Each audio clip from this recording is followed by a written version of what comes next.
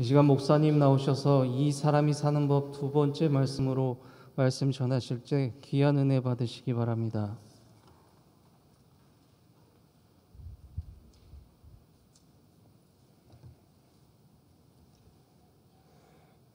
우리 엘피스 앙상블은 언제나 은혜롭게 연주를 합니다. 한 번 더 박수로 격려하겠습니다. 잠시 기도하고 하나님 말씀 듣습니다. 은혜로우신 주님, 이 시간 말씀하여 주시고 주의 말씀 들을 때에 주의 영이 우리의 심령 속에서 약동하는 시간 되게 하여 주옵소서. 하나님의 은혜가 드러나게 도와주시고 말씀 전하는 종을 불쌍히 여기셔서 주의 말씀이 손상되지 않고 성도들의 심령 속으로 거침없이 흐르게 하여 주옵소서.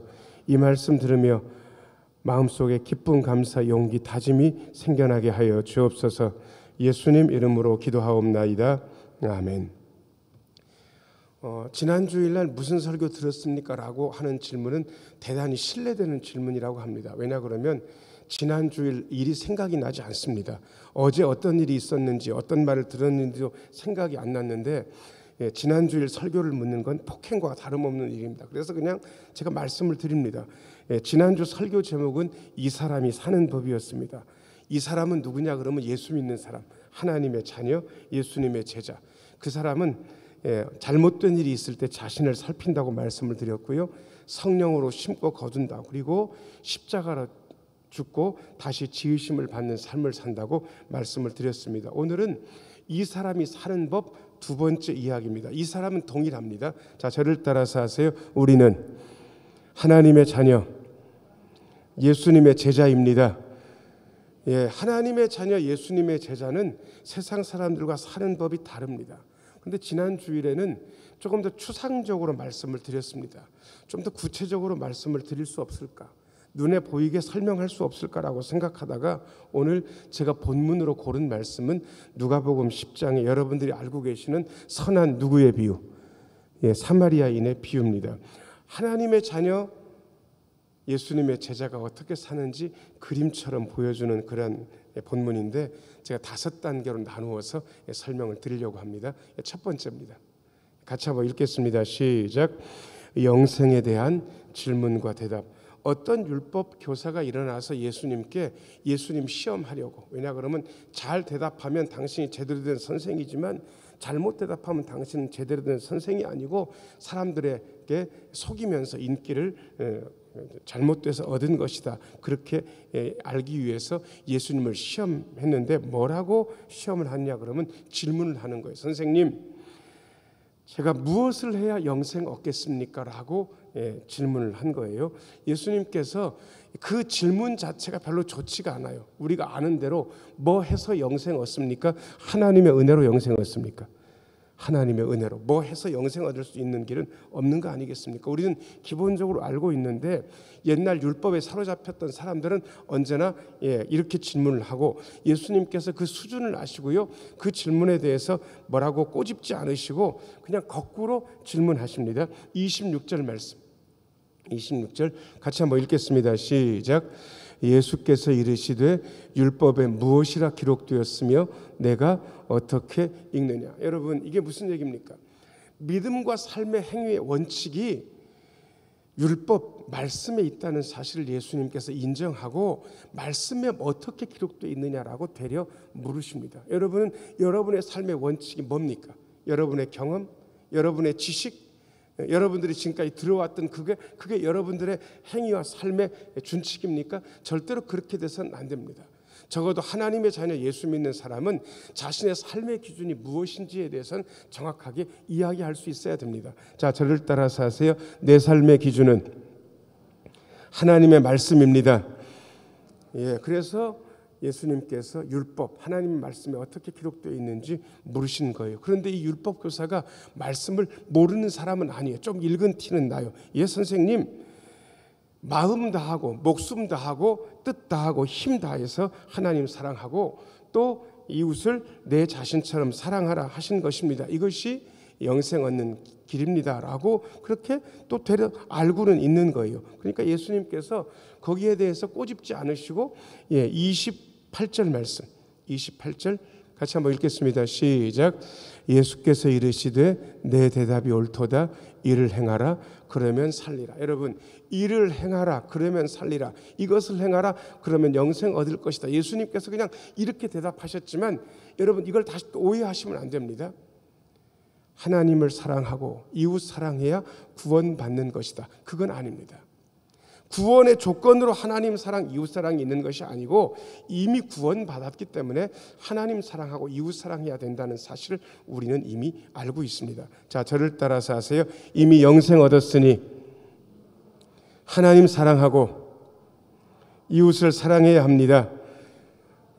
예수님께서 이 정도까지 다 알고 계시지만 그 율법 교사한테 수준에 맞춰서 그렇게 그냥 대답을 해주신 겁니다. 그러면 그냥 한 달 낙이 끝날 것 같은데 이 율법 교사가 예수님께 질문을 하는 거예요. 뭐라고 질문했는지 2번입니다. 2번 같이 한번 읽겠습니다. 시작. 내 이웃은 누구인가? 29절 말씀. 29절 같이 한번 읽겠습니다. 시작.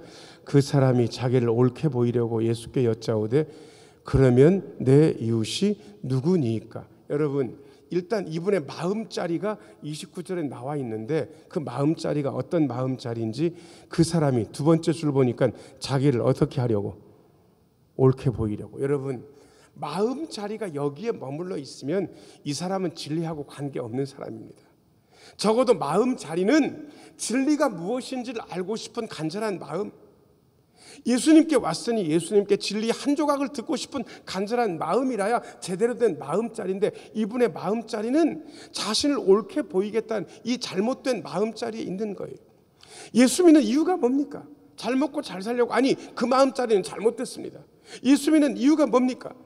사람들한테 칭찬듣고 표 얻으려고요? 그것도 잘못됐습니다. 우리가 하나님의 자녀의 본분을 감당해야 되는데 우리 하나님의 자녀의 마음자리가 뭡니까? 최소한 우리 이건 알고 있습니다. 자신을 옳게 보이려고 하는 것이 우리의 마음자리가 되어서는 안 된다는 사실을 우리는 알 수 있습니다. 여러분, 하나님의 자녀는 마음을 살필 수 있어야 됩니다. 자, 저를 따라서 하세요. 내 마음자리를 잘 살펴봅시다. 저는 제 마음자리 살필 테니까 여러분들은 정 목사 마음자리 살피려고 하지 말고 여러분들의 마음의 자리를 잘 살피시면 됩니다. 그 마음자리 살펴보고 잘못됐으면 고치고 제대로 됐으면 하나님 감사합니다. 아직까지 제 마음이 별로 잘못된 것 같지는 않습니다. 그렇게 하나님께 감사하면 되는 것이죠. 자, 그런데 이분의 질문이 뭐냐 그러면, 마음 자리도 잘못됐는데 선생님, 그러면 제가 사랑해야 할 제 이웃은 누굽니까? 라고 물은 거예요. 여러분, 이 말을 뒤집으면 제가 사랑할 필요가 없는 이웃이 아닌 사람도 있다, 이 뜻 아니겠습니까? 다시 이야기하면 이웃이 이만큼 돼야 되는데 이웃의 자리를 확 좁혀 놓으면 결국 이웃을 내 자신처럼 사랑하라 하신 하나님의 말씀이 왜곡될 수도 있는 거예요. 하나님, 예수님, 제가 사랑해야 될 저의 이웃은 누굽니까? 뒤집어 이야기하면 제가 사랑할 필요가 없는 이웃이 아닌 사람도 있는 거 아니겠습니까? 제 이웃이 도대체 누굽니까? 저하고 이해관계에 있는 그런 사람들입니까? 라고 이렇게 묻는다면 이웃이 너무 좁잖아요. 이웃 사랑하라 하신 하나님의 말씀이 어긋날 수도 있는 거예요. 이 질문이 애초에 잘못된 것을 아시고 예수님께서 우리가 알고 있는 아주 유명한 비유를 이야기하십니다. 3번입니다. 3번 같이 한번 읽겠습니다. 시작. 선한 사마리아인의 비유. 30절 말씀 보겠습니다. 30절. 여기 보면 어떤 사람이 강도를 만났는데 어디에서 어디로 내려가다가 강도를 만났습니까? 두 번째 줄하고 세 번째 줄 보시면 어디에서 어디로요? 예루살렘에서 여리고로 내려가다가 강도를 만났어요. 예루살렘에서 여리고까지 대충 35km쯤 된다고 합니다. 그리고 심지어 이 지역은 중간중간에 바위가 많기 때문에 바위 중에 강도들이 숨어 있다가 나타나가지고 행인들을 때리고 물건 뺏고 돈 뺏는 일들이 예수님 당시에도 여러 번 있었다고 합니다. 예수님께서 비유로 말씀하셨지만 이거 충분히 있을 수 있는 이야기, 아니 있는 이야기. 예수님께서 아주 현실적인 얘기를 했구나. 강도들이 옷 뺏기고 돈만 빼뜨린 게 아니고요, 때려가지고 맨 밑에 줄 보니까 거의 어떻게 됐습니까? 죽은 거예요. 뭐 졸도 지경까지 사람을 아마 때렸던 것 같아요. 자, 그런데 그 주변을 누가 지나갑니다. 31절. 같이 한번 읽겠습니다. 시작. 마침 한 제사장이 그 길로 내려가다가 그를 보고 피하여 지나가고. 여러분 31절 보고 마음에 드십니까? 제사장이 어떤 사람입니까? 하나님께 선택받은 사람, 사람들을 위해서 봉사하라고. 적어도 이런 사람이면 사람이 쓰러져 있는 것을 보면 그 사람 구해주는 게 맞는 것 같잖아요. 요즘식으로 이야기하면 저 같은 목사가 지나갔는데 쓰러져 있는 사람 일으켜 보지도 않고 관심도 없이 쓱 보더니 자기도 강도 만날까 봐 쓱 하고 지나갔다, 이 뜻입니다.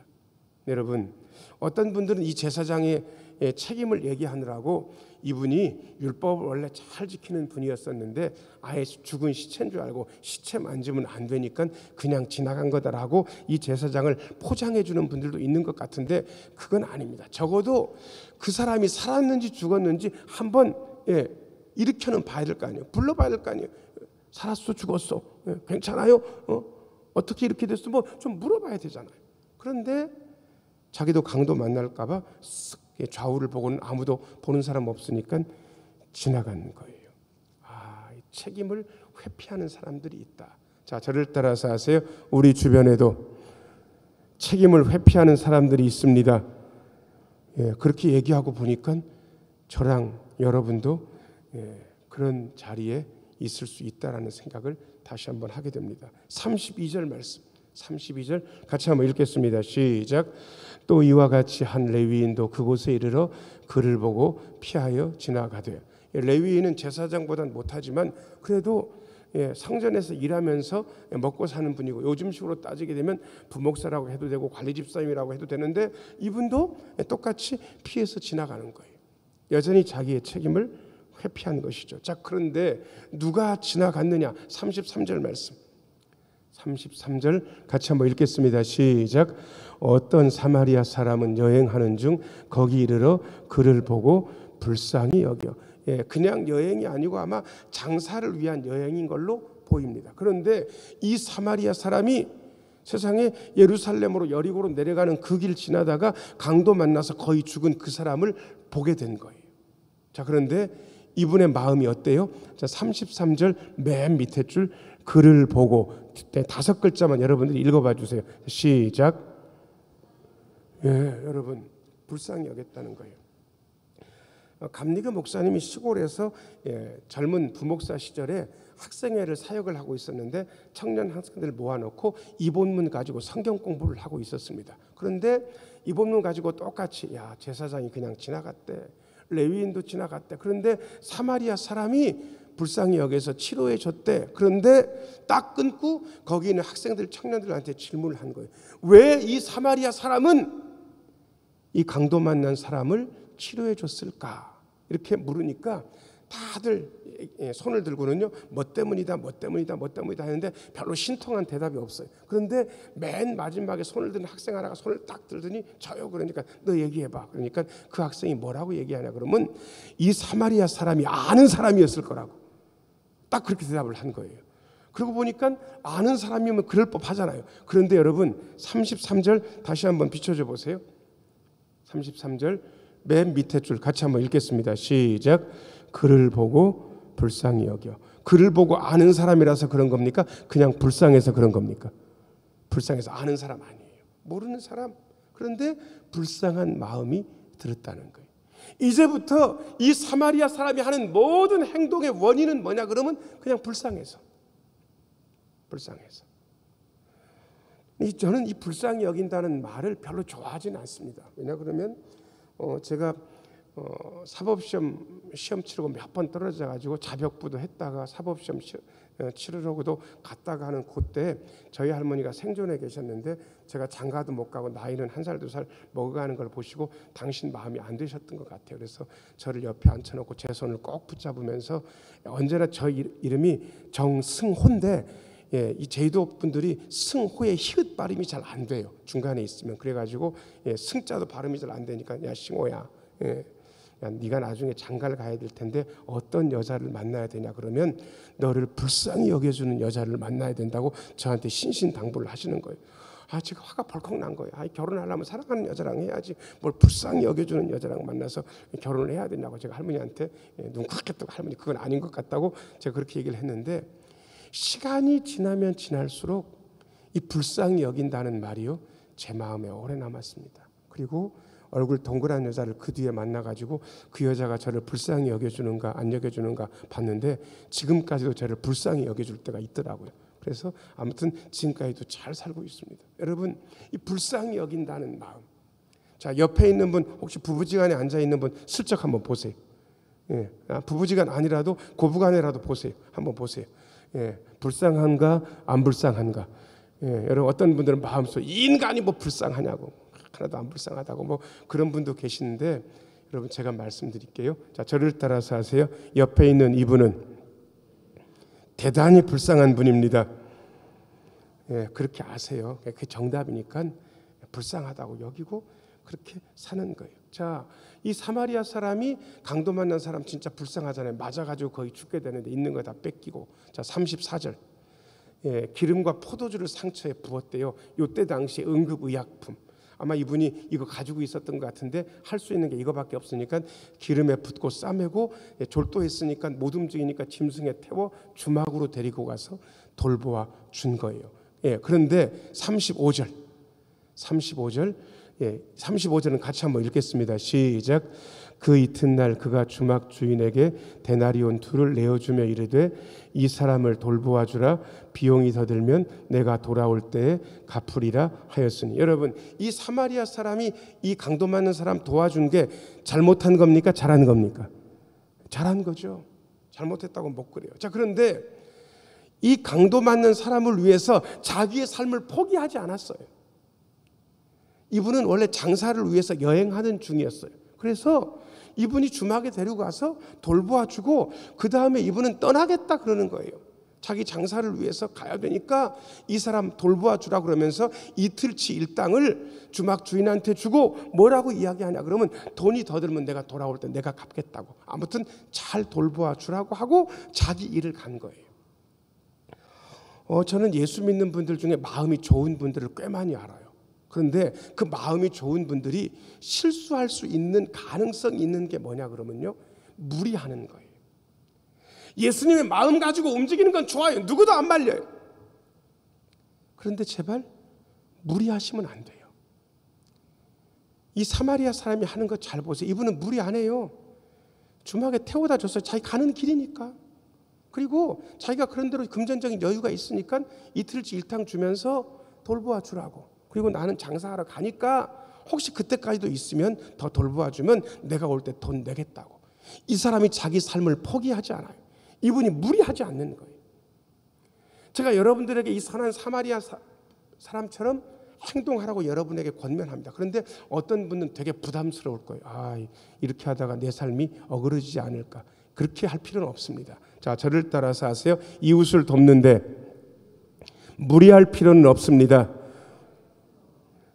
여러분 우리 교회에서도 예전에 그거 했다는 거 제가 알고 있습니다. 저금통에다가 100원짜리, 500원짜리, 10원짜리 막 넣어놨다가 꽉 차면 그래도 돈이 한번 되잖아요. 그거 돼지 한번 잡으면 치킨 한두 마리 시켜 먹을 수도 있고 그거보다 또 좀 더 될 수도 있어요. 근데 여러분 그거 없다고 우리가 삽니까? 못 삽니까? 못 삽니까? 그거 없어도 잘 살 수 있습니까? 그거 없어도 잘 살 수 있어요. 그래서 어떤 분들이요, 그 돼지 저금통이 나올 때마다 그걸 잡아가지고 선교원금 하기도 하고 어려운 분들 돕는 데 쓰는 분들이 있다는데 여러분 이건 그분한테 무리입니까? 무리가 아닙니까? 절대로 무리 아니에요. 그 정도 해줄 수 있어요. 한참 전에 아마존 선교사였던 강명관 선교사님이 우리 교회 와서 설교를 하는데 그분이 뭐라고 설교를 했냐 그러면 그 동네엔 약이 거의 없대요. 그런데 사람들이 워낙 순진해가지고 약이라고 믿고 그 약을 먹든지 약을 바르면 별 병도 다 낫는데 여러분 그 왜 사람이 이렇게 까지게 되면 바르는 빨간 약 아세요? 빨간 약 아시죠? 예전에 요즘은 좀 덜 쓰는지는 모르겠습니다. 그런데 배가 아프다고 배에다가 빨간 약 바르면 낫습니까? 안 낫습니까? 나아요? 순진할 때 나을 줄 몰라도 거의 안 나아요. 그런데 그 동네에서는 배 아프다고 그래가지고 빨간 약을 배에 발라주면 낫는 수가 가끔 있대요. 그래가지고 그 선교사님이 뭐라고 얘기했냐면 설교하면서 거기 빨간 약도 많이 필요하니까 빨간 약값 좀 여러분들이 감동이 있으면 좀 해주세요 그러는데 그 선교사님이 여기 한 2, 3일 머물다가 가셨는데 우리 교인들한테 제가 본 것도 있고 못 본 것도 있는데 빨간 약값을 좀 받아가셨을까요? 못 받아가셨을까요? 모르세요? 꽤 많이 받아가셨어요. 빨간 약값을. 여러분 그게 무리입니까? 무리 아니잖아요. 제가 여러분들한테 말씀드릴 수 있는 게 그런 거예요. 제발 남들 돕기 위해서 무리하실 필요는 없어요. 그런데 할 수 있는 걸 제발 안 하지는 마세요. 이 사마리아 사람이 그렇게 사는 거예요. 어떤 마음 가지고 옳게 보이려고 하는 게 아니라 불쌍히 여기는 마음으로. 자, 저를 따라서 하세요. 선한 사마리아 사람은 불쌍히 여기는 마음으로 무리하지 않고 자기가 할 수 있는 일을 했습니다. 여러분 이건 우리도 할 수 있잖아요. 무리하지 않고 할 수 있잖아요. 제가 아는 권사님 한 분은 음식 솜씨가 되게 좋아요. 뭘 만들어도 맛있게 만들어요. 그런데 어떤 권사님 집에 신방을 갔는데 도통 고기를 끊고 계신 거예요. 입맛이 하나도 없대. 맛이 하나도 없대. 못 먹겠대. 그런데 누가 좀 전복죽 좀 써줘서 나 좀 줬으면 그건 먹을 만할 것 같은데 쓰기도 싫다는 거예요. 힘없어가지고. 그 얘기를 그 권사님이 듣고 집에 와가지고 죽을 쓰는데 무슨 죽을 썼겠습니까? 전복죽 써가지고 맛있게 해가지고 그분한테 갖다 드린 거예요. 물론 그분은 그걸 잘 먹었어요. 기운을 회복했어요. 무리한 겁니까? 무리하지는 않은 겁니까? 무리하지 않은 거. 여러분 할 수 있는 거 하세요. 이 선한 사마리아인처럼. 여기까지 얘기하시고 예수님께서 내 이웃이 누굽니까? 물은 그 율법교사한테 다시 질문하세요. 4번 같이 한번 읽겠습니다. 시작. 누가 강도 만난 자의 이웃이 되었는가? 36절 같이 한번 읽겠습니다. 시작.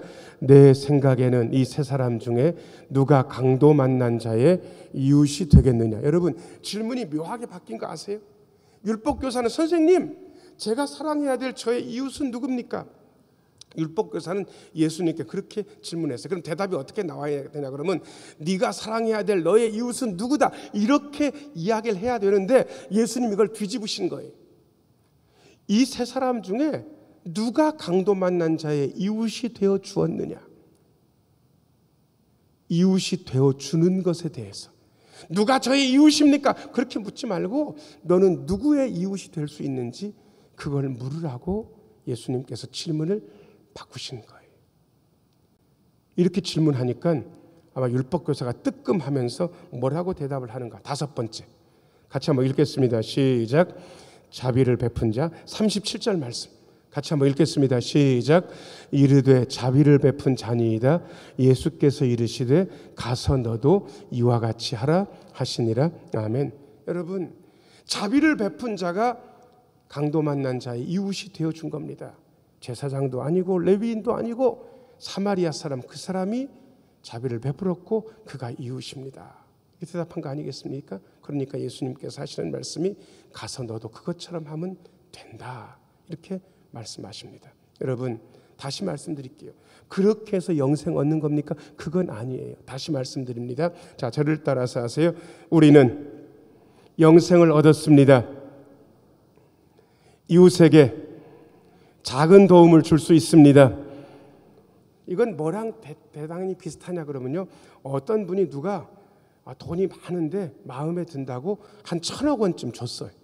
1,000억 원쯤. 1,000억 원을 받고 이분이 1,000억 대 부자가 됐거든요. 그러면 주변 사람이 한 100만 원 꿔달라 그러면 100만 원 꿔줄 수 없어요? 꿔줄 수 있어요?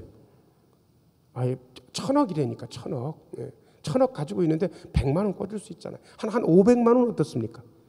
그것도 되겠죠. 1,000만 원도 가능하겠죠. 여러분 감당할 수 없는 가장 큰 영생의 선물을 얻었으니까 이제는 무리할 필요 없다. 그 대신 네가 할 수 있는 거 어렵지 않은 것이 있다면 그것을 하면서 사는 것이 하나님의 자녀 예수님의 제자다라고 오늘 본문 말씀이 우리에게 이루고 있습니다. 사랑하는 여러분 우리가 하나님께 큰 영생의 선물을 받았습니다. 감당할 수 없는 선물. 그러니까 이제부터는 무리하지는 마세요. 하지만 이 선한 사마리아인처럼 작은 거 내가 할 수 있는 거 하면서 옆에 있는 이웃들 잘 챙기면서 아름답게 살아가시는, 그래서 하나님의 자녀로 예수님의 제자로 제대로 살아내시는 저와 여러분들이 되기를 예수님의 이름으로 축원합니다. 기도하겠습니다. 은혜로우신 아버지 하나님, 영생을 선물 받았으니 도움이 절실히 필요한 사람에게 무리하지 말고 내가 할 수 있는 것들을 긍휼의 마음 가지고 베풀게 하여 주옵소서. 그리하여 예수님께 칭찬 듣는 우리 모두가 되게 하여 주옵소서. 예수님 이름으로 기도하옵나이다. 아멘. 449장